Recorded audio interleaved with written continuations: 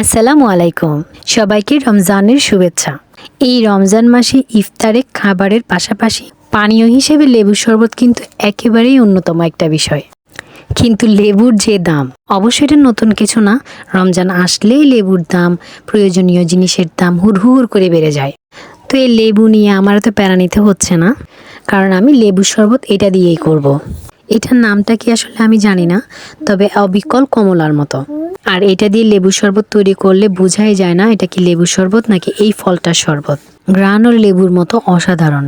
আপনাদের আশেপাশে যদি পাওয়া যায় এটা দিয়ে শরবত বানিয়ে দেখবেন। তবে হ্যাঁ, এটা দিয়ে শরবত বানানোর পরে বেশিক্ষণের জন্য রেখে দিবেন না, এতে টেস্টটা একটু কমে যায়। আর রমজান মাসে আমি লেবুর শরবত তৈরি করি ঠিকই, কিন্তু আমি খেতে পারি না। ইফতারের সময় লেবুর শরবত খেলেই আমার প্রেশার লো হয়ে যায়, শরীরটা ভীষণ খারাপ লাগে, দুর্বল অনুভব হয়, তাই আমি লেবুর শরবত খাই না। তোকমা অথবা ট্যাঙের শরবত দিয়ে কাজ চালিয়ে নেই। আপনাদের কার কার এমন হয় জানাবেন। আর এই লেবুগুলোর নাম জানা থাকলে বলবেন। আল্লাহ হাফেজ, ভালো থাকবেন।